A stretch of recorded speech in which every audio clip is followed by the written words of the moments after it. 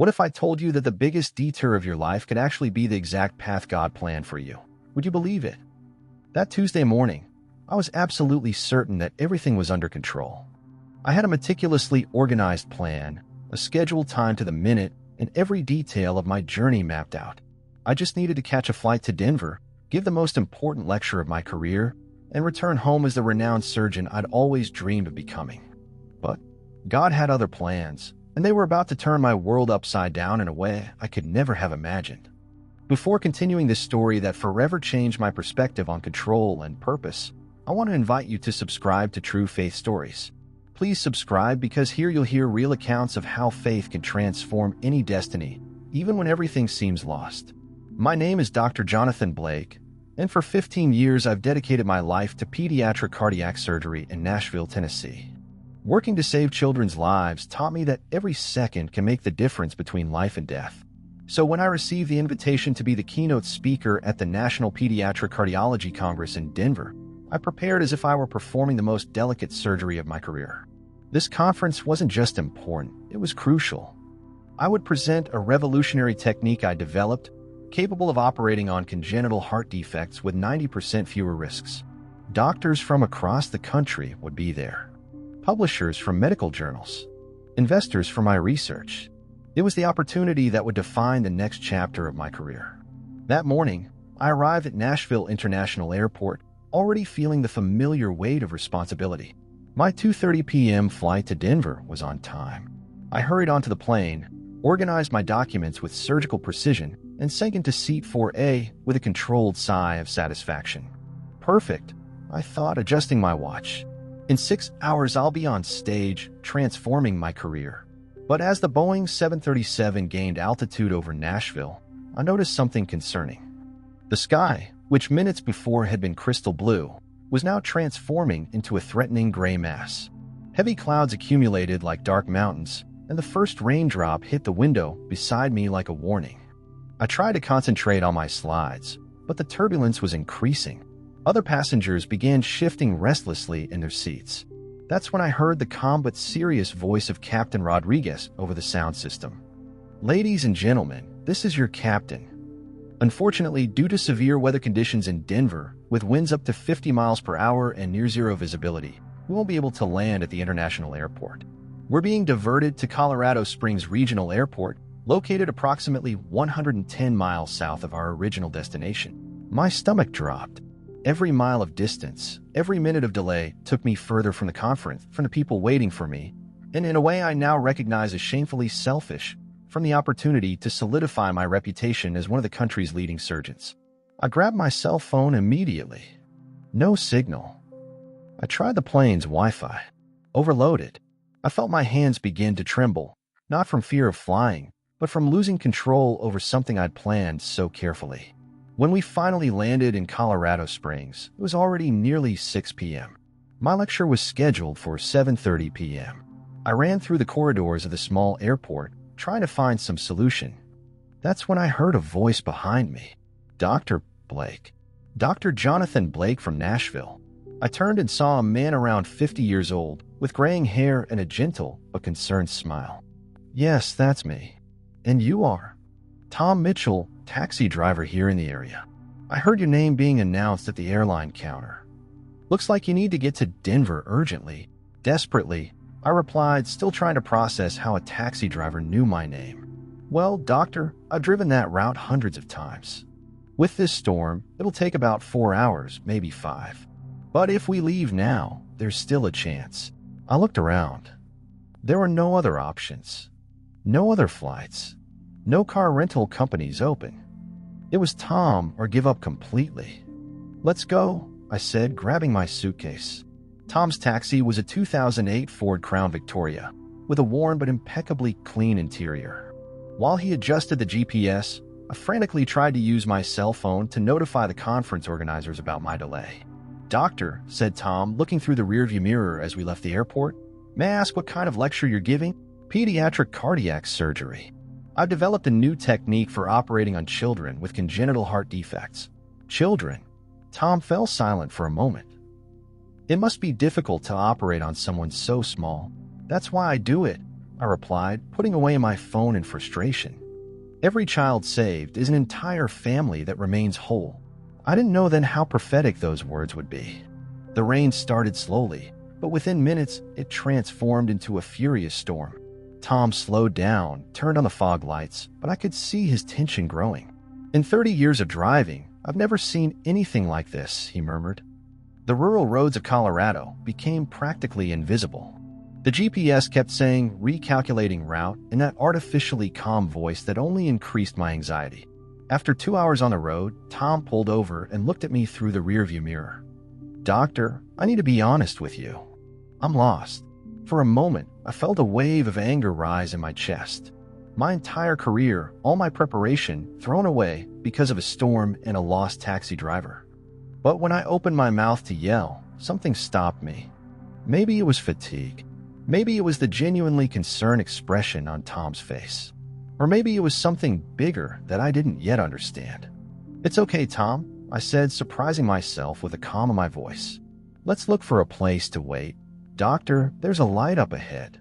Looks like a house. How about we ask for directions? The house was actually a small wooden construction, isolated in the middle of a secondary road that didn't even appear on GPS. A pale yellow light glowed on the porch, like a solitary beacon in the storm. Tom stopped the car and we both ran to the front door. He knocked gently. Who's there? An elderly but strong female voice came from inside. Sorry to bother you, ma'am. We're travelers lost in the storm.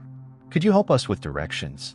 The door opened, revealing a woman who must have been in her 70s, with silver hair pulled back in a simple bun and blue eyes that reflected decades of wisdom and suffering. She wore a faded floral dress and a wool shawl. My God, you're soaked. Come in immediately. Thank you so much, ma'am, but we don't want to be a bother. We just need directions to Denver. In this storm? You're not going anywhere today. My name is Martha Henderson, and until this rain stops, you're staying here. I won't take no for an answer. The interior of the house was modest, but emanated a sense of home that few places can convey. All but well cared for furniture. Photographs in simple frames scattered around the room. A gentle scent of chamomile tea in the air. And something more, an atmosphere of peace that contrasted dramatically with the storm outside. That's when I heard a soft sound coming from what seemed to be a room at the back of the house. A weak cough, almost whispered. Martha noticed my concerned look in the direction of the sound. That's my grandson, she explained, her voice laden with deep but controlled sadness. Thomas, he's not well. As if he'd heard his name, a small figure appeared in the hallway entrance. A boy who seemed to be between 8 and 9 years old, but with a frail body and pallor that I, as a doctor, recognized immediately. His eyes were large and expressive, but there was an exhaustion in them that no child should carry. Grandma? Who are these people? Travelers lost in the storm, dear. They're going to stay here until it passes. Thomas greeted me with a shy wave before sitting in a nearby chair, clearly without energy to stand for long. Martha served us hot tea while Tom and I warmed up. But I couldn't stop observing Thomas. Every breath seemed like an effort. His skin had a bluish tone around the lips that any cardiologist would recognize instantly. Martha, I said gently, how long has Thomas been like this? She stopped in the middle of serving tea, and her eyes filled with tears. Since he was born, doctor. Yes, I noticed you're a doctor by the way you look at him. The doctors here say it's a heart problem. Something he was born with. But they don't know how to help. My heart began to beat faster. His parents died in a car accident 2 years ago. It's just him and me now. Martha wiped her eyes with her apron. I tried taking Thomas to the city doctors, but they say the case is too complex, that he would need a specialist. Thomas, who had remained quiet listening to our conversation, spoke for the first time. Grandma always talks about a doctor in Nashville who could help me. Dr. Blake, Martha completed. Dr. Jonathan Blake. I read about him in a medical magazine in the waiting room of one of the doctors we visited. Apparently, he's a specialist in operating on children's hearts with problems like Thomas's. The world stopped. Tom looked at me with wide eyes. Martha continued talking, not realizing the impact of her words. Every night, I kneel beside Thomas's bed and pray for God to send this Dr. Blake to us. I know it seems impossible. What interest would a famous doctor from a big city have in a poor grandmother and her grandson in the middle of nowhere? But I believe in miracles. I believe that if it's God's will, He will find a way. For a long moment, the only thing I could hear was the sound of my own breathing and the rain beating on the roof. My hands began to tremble, not from nervousness, but from an understanding so deep and overwhelming that I could barely process it. The canceled flight, the storm, Tom appearing at the airport, getting lost, this isolated house, Martha's prayers, everything, absolutely everything had conspired to bring me to this moment. I slowly rose from the chair, my legs trembling slightly. "Martha," I said, my voice coming out more like a whisper, "my name is Dr. Jonathan Blake." The teacup fell from Martha's hands, spilling across the wooden floor. Thomas straightened in his chair, his eyes widening. "No, it can't be," Martha murmured. "I'm a pediatric cardiac surgeon in Nashville and have been for 15 years. I specialize in exactly the type of problem Thomas has." Martha fell to her knees right there on the living room floor and began to cry, not tears of sadness, but of gratitude so deep it seemed to come from the depths of her soul. "God, oh my God, Lord, you are faithful. You are faithful." Thomas looked at me with a mixture of hope and disbelief, as if he didn't dare believe that his most impossible dreams could be coming true. Tom, who had remained silent during this entire revelation, finally spoke. "Doctor, now I understand why I felt compelled to offer to bring you. I've never done that before with a passenger. Something told me it was important." The storm outside intensified even more, with winds that made the small house tremble. Martha, still with tears in her eyes but now smiling, looked out the window and shook her head. "You're not going anywhere today," she said with maternal firmness. "I'll prepare the sofa for you. I have extra blankets and I'll heat up some soup." Tom and I looked at each other. There was no choice, and honestly, after the revelation we just experienced, I didn't want to be anywhere else. I immediately began a basic examination of Thomas. Every sign confirmed my worst fears, but also my greatest hope. He had a complex congenital heart condition, exactly the type of case I'd spent years perfecting techniques to operate on. It was serious, but completely treatable.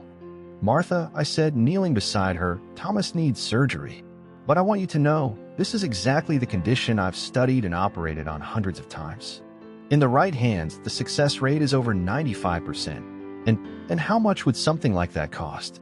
I looked at this grandmother who had prayed with such faith, at this boy who deserved to have a normal childhood, and felt something shift permanently in my heart. "Martha, some things in life are priceless. This surgery will be a gift." Martha served us steaming bowls of homemade chicken soup, the kind of food that warms not just the body, but the soul. While we ate, Thomas, despite his condition, insisted on telling us stories about school, his dreams, his hopes. "You know, Dr. Blake," said Thomas, "I always knew that someday you would come. Grandma said God had a plan." That night, lying on Martha's comfortable sofa, covered by a blanket she had knitted herself, I looked at the ceiling and finally understood I hadn't arrived there by chance. Every detour, every delay, every moment of frustration had been orchestrated for this encounter. The next morning, the storm had passed completely. The sky was crystal clear, and Martha served us a homemade breakfast before we departed. Thomas was visibly more animated, as if hope had given new energy to his weary soul. During the trip back to the airport, Tom finally broke the silence. "Doctor, what about the conference? You lost everything because of us." "Tom," I replied, checking the messages on my phone, "the conference was canceled. Several speakers couldn't make it because of the storm. It was rescheduled for next month." Tom looked at me through the rearview mirror with a smile of understanding. Seems like someone up there knew exactly what they were doing.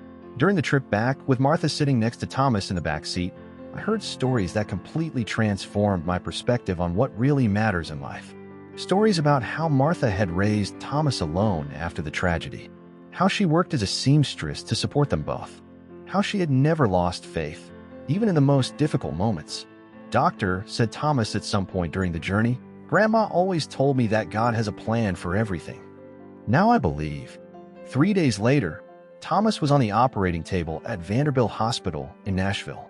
I had assembled my best team, and the operation was a complete success. But what happened after the surgery was even more transformative. One week after surgery, when Thomas took his first steps without getting out of breath, I saw not just the healing of a defective heart, but the birth of a new understanding of my purpose as a doctor. I established a fund to help families like Martha and Thomas's. I began dedicating part of my time to pro bono cases in rural communities. But most importantly, I learned to pray. 6 months later, I received a letter with a photo. Thomas running through the yard of a new house I helped Martha get, a radiant smile on his face, his cheeks now rosy with health. On the back, in Martha's careful handwriting, was written, "Dr. Blake, thank you for hearing God's voice, even when it came disguised as a storm. Thomas wants to be a doctor now, just like you. Your prayers were answered too. With eternal love, Martha." The Denver conference finally happened a month later. My presentation was a success, but not for the reasons I originally imagined. Instead of just talking about surgical technique, I shared the story of Thomas and Martha. I talked about how medicine goes beyond science, how sometimes the greatest healing instrument is simply being in the right place, at the right time, with an open heart. That lecture generated more impact in the medical community than any research I could have presented. Dozens of doctors approached me afterward, wanting to know how they could implement similar programs in their own communities. Today, when something goes out of my control, a canceled flight, a traffic delay, a plan that falls apart, I remember that night at Martha's house. I remember that sometimes what seems to be the worst moment of our life is actually the first day of someone else's miracle. I learned that control is an illusion, that detours are often divine redirections, and that a desperate grandmother's prayers can move mountains, or at least bring a lost surgeon through a storm to her front door. Thomas is 12 years old today.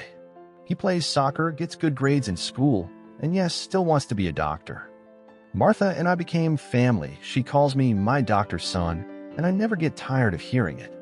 If this story touched your heart, leave your like and comment, share it with someone who needs to hear that God has a plan, and help us bring more faith stories to other people by subscribing to the channel. Thank you for listening. God bless you.